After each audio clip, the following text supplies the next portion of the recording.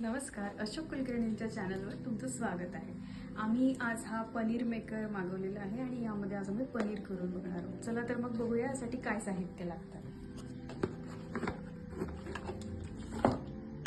तर यात बेसिकली ही एक अशी वाटी आहे, खाली ही अशी चकती आहे, याला छिद्र आहे आणि हे झाकण आहे.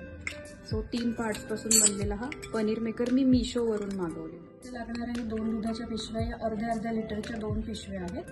शिवाय अर्धे लिंबू लागणार आहे आपल्याला.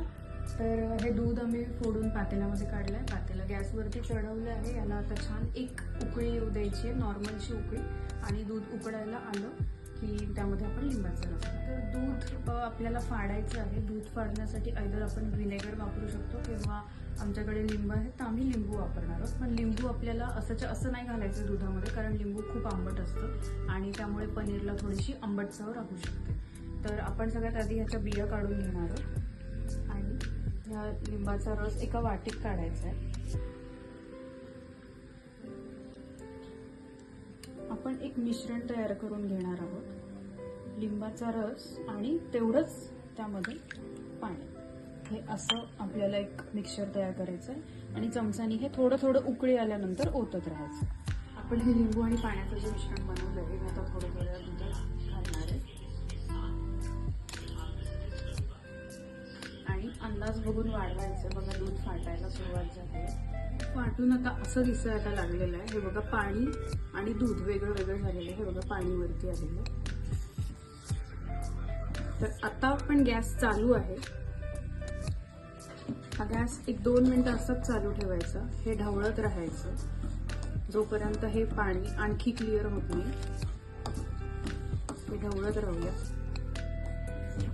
आता बघा, हे बघा पूर्ण पाणी आणि दूध वेगळं झालेलं आहे. या स्टेजला गॅस बंद करायचा. तर पनीर आता मी गाळून घेणार आहे. त्यासाठी मी हे भांडं घेतलं.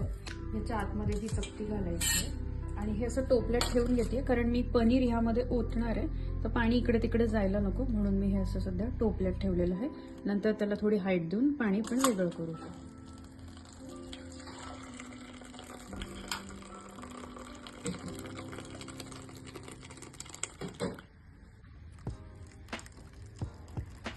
तर पनीरमध्ये भरपूर प्रोटीन असतं आणि आपण आता ऐकतोय की मार्केटमध्ये जे पनीर मिळतं ते डेअरीचं असो किंवा पॅकेज्ड असो, त्यावर सध्या आपण विश्वास ठेवू शकत नाही, कारण खूप अशा घटना ऐकू येत आहे की त्यामध्ये खूप भेसळ आढळली आहे, ते अप टू द मार्क नाही आहे. म्हणून त्याच्यावरती बेस्ट सोल्युशन आहे की आपण घरीच अशा प्रकारे सोप्या प्रकारे आपलं पनीर बनवत जाऊया. यांची रेसिपी तुम्ही फॉलो करा. तर तुम्ही बघू शकता अजूनही यातून पाणी येतंय. हे सगळं पाणी आपल्याला निथळू द्यायचं आहे. त्यासाठी हे जे झाकण दिलेलं आहे आणि ह्याला मार्केटमधल्या पनीरसारखा आकार यावा. आता हे असं सुट्ट दिसतंय, म्हणून हे आपण असं घट्ट दाबून लावायचं आहे. साईडने बघा किती सारं पाणी निघतं. असं घट्ट दाबून लावायचं आणि ह्याच्यावरती आपल्याला वजन ठेवायचं. माझ्याकडे हा छोटासा खलबत्ता आणि खाली मी याला पाणी निथळावं म्हणून थोडीशी हाईट देते. असं ठेवते आणि आणखी वजन द्यायचं म्हणून ही सहाणे ही बऱ्यापैकी जड आहे. ही मी अशी खलबत्त्यावरती ठेवते.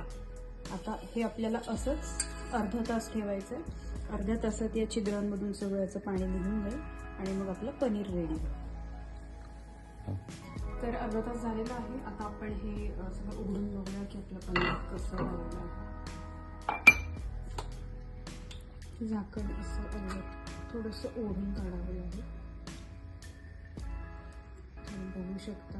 हे बघा, आता मी हे काय प्लेटमध्ये काढून घेते आणि तुम्हाला दाखवते.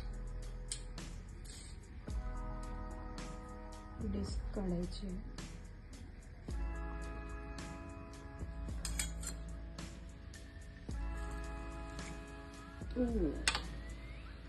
सो ही आपली पनीरची वडी तयार आहे.